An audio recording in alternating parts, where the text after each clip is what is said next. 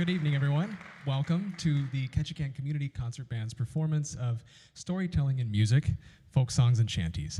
I'm Jeff Carlson, the musical director of the Ketchikan Community Concert Band. I want to start tonight with just a couple of notes of gratitude. First, to all of you, I'm so grateful to have an audience today. It's important to show support for our friends and family who are creating art, and I couldn't be more grateful for you being here to show that support. We wouldn't be doing what we do without you. Thank you. I also would like to express a note of gratitude to Kathleen Light and the folks at the Arts Council for putting on the Idea Festival and including us in the performance series. It's a delight to be a part of this new tradition. And Kathleen has been so busy. She's been so busy helping facilitate this festival, and yet she still finds time to practice the oboe and show up to weekly rehearsals, not only for the concert band, but also for the orchestra. So thank you for carving out that time for all of us. And finally, I'd like to acknowledge tonight, we're making music on a stage that is set upon the lands, the ancestral lands of the Tontiquan and Sanyaquan people. These Tlingit people have been making art and making music in these lands since time immemorial. We're humbled to make music here tonight. With that, I'd like to start by saying, the last time you saw the Ketchikan Community Concert Band was in December of 2019. It's a particularly memorable performance for me because it was my first at the helm of the concert band. And we got to feature some original photography by our wonderful timpanist, Felix Wong, who is not at the timpani at the moment. He's running a live stream for us, and mics and sound and lights. He's doing it all. He does everything. And that concert was memorable too because it was the concert band was performing at an exceptional level, especially for a town of our size. And I had the benefit at that time of inheriting this band from one of the great music educators in the state of Alaska, Roy McPherson. And he honed this band for 16 years, elevating these musicians. And so getting us to a point where we could really tackle some challenging repertoire. Then a pandemic came along.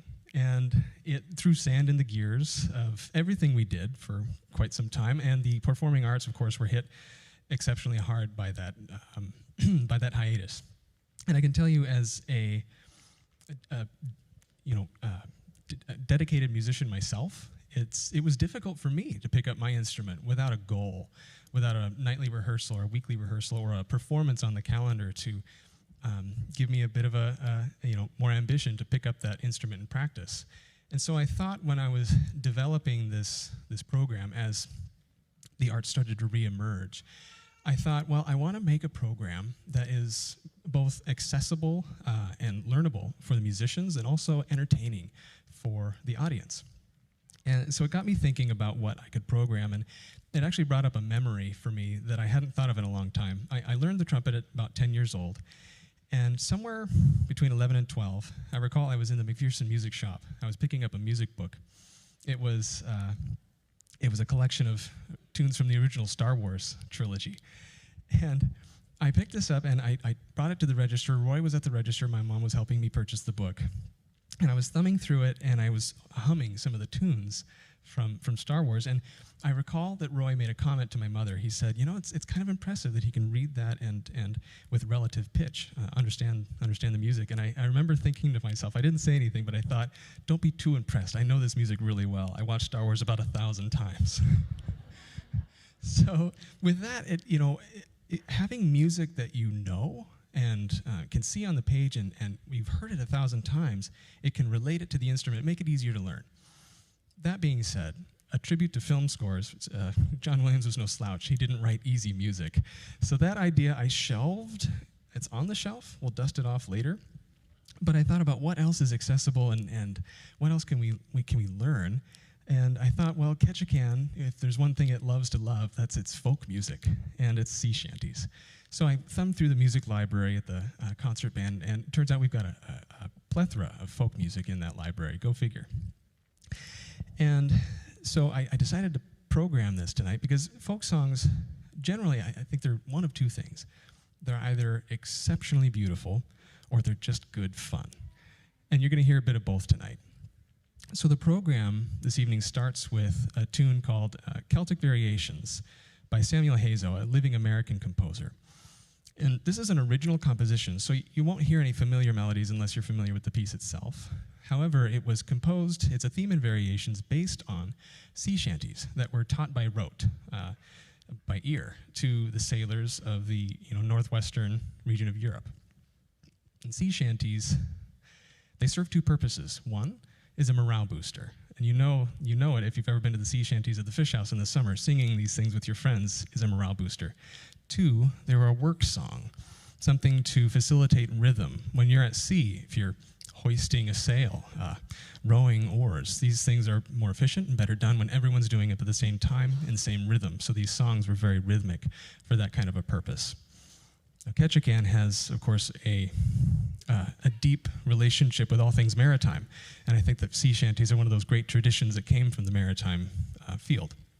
So I have a thought in my head about imagining George Vancouver in the Tongass Narrows, 1793-94, and on his ship, the Discovery, it's not inconceivable to imagine that they were singing shanties while they're traversing the Tongass Narrows. You could have heard the echoing of boisterous sailor voices bouncing off of Gravina Island and Revillagigedo Island. It's kind of an image that I imagine happened. Perhaps not here, perhaps somewhere else in the Inside Passage, but imagine the acoustics of Rudyard Bay. I think that would be cool. So that is an image perhaps to keep in mind while we perform the Celtic variations and later the Tales of Sea and Sail, where you hear some sea shanties. Second in the program, you'll have Mountain Dance. The Mountain Dance is a fun collection of folk tunes from North Carolina. The composer, Ed Kiefer, he visited North Carolina. He was in a restaurant, a small restaurant, and while he was there, a bluegrass band was performing. And he was struck by the love and passion they put into their performance, into their music. He walked away thinking, I'd like to create something like that for concert band, and out popped Mountain Dance. And this is a collection of three folk songs from North Carolina, and these are fun. This is like finger-picking, chicken-clucking folk music. It's good stuff, good fun music. And next in the program comes Cajun folk songs. And Cajun folk songs by Frank Tekeli. Tekeli is well known in the, of course, concert band arena for creating great music. A lot of it has been used in honor band festivals and things like that. Cajun Folk Songs 2 on your program tonight. It's the second of a kind of a series of these. It starts with a ballad, a slow ballad, beginning with a brass chorale of original themes by Tekeli himself.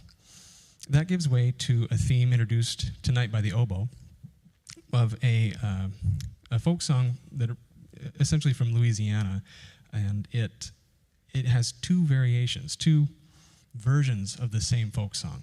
The first is an 18th century version that you'll hear from the oboe and woodwinds, and the second comes in the brass, the 19th century version of the same folk song, kind of a compare and contrast. So you'll hear the differences between these two songs. In the oboe and the woodwinds, it's melancholy and somber. In the brass, it's more forward-looking and hopeful. But then the movement ends, once again, with the oboe and that somber, melancholic melody.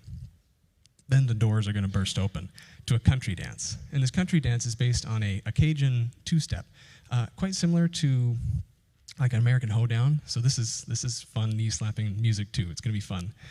And in the middle of the program, I've basically put in, you could call it a palate cleanser. This is an arrangement by Samuel Hazo of an English folk song, Psalm 42. It'll be introduced by solo trumpet, Shelley Epler on the trumpet. And then the band will come in underneath her melody, and it's a short, sweet, beautiful piece. I'd like to speak more about the program, but I'm kind of itching to get to the music. I'm sure these folks are too. So I'm gonna leave the stage for just a moment. They've been sitting here for, 10, 12 minutes as I've spoken here. Let them noodle and warm up the instruments, and I'll be right back, and we'll start the music. Thank you.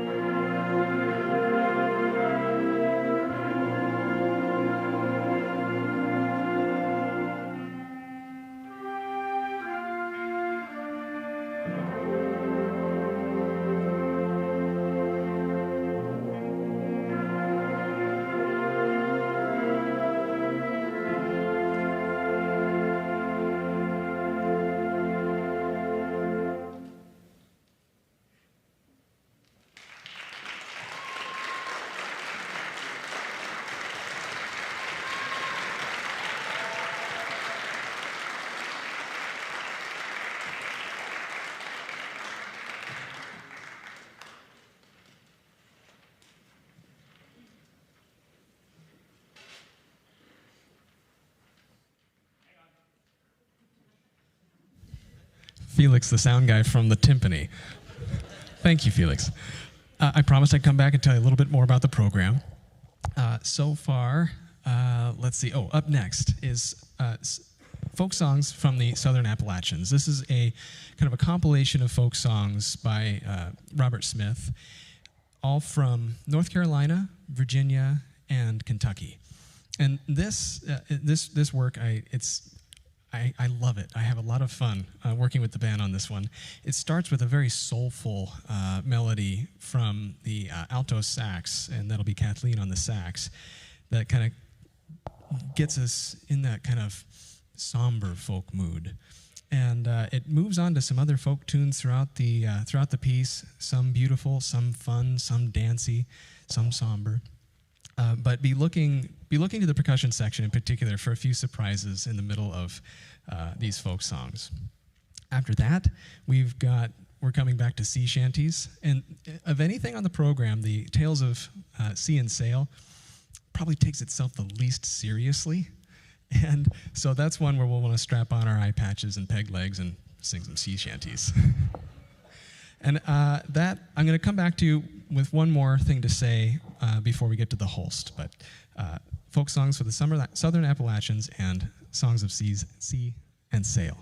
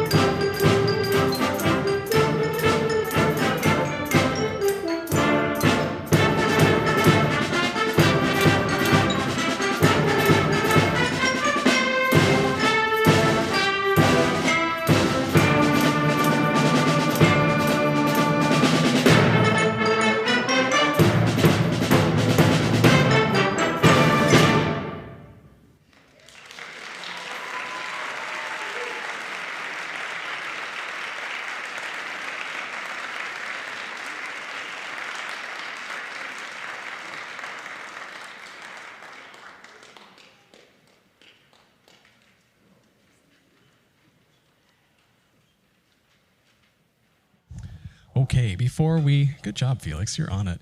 Before we get to the last piece, I want to once again thank the Arts Council for including us on this Idea Festival. This isn't the last time you'll hear live music as a part of the festival.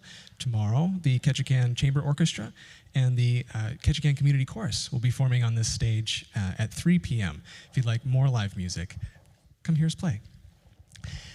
Holst, Gustav Holst. Speaking of orchestra, he's probably more well known as a orchestra composer. Perhaps the most famous piece he wrote was The Planets. We've all heard the powerful melody in Mars or the reverent Jupiter. This is not that. The second suite for military band it's a set of English folk songs. The first movement is very much a march, and a delightful one.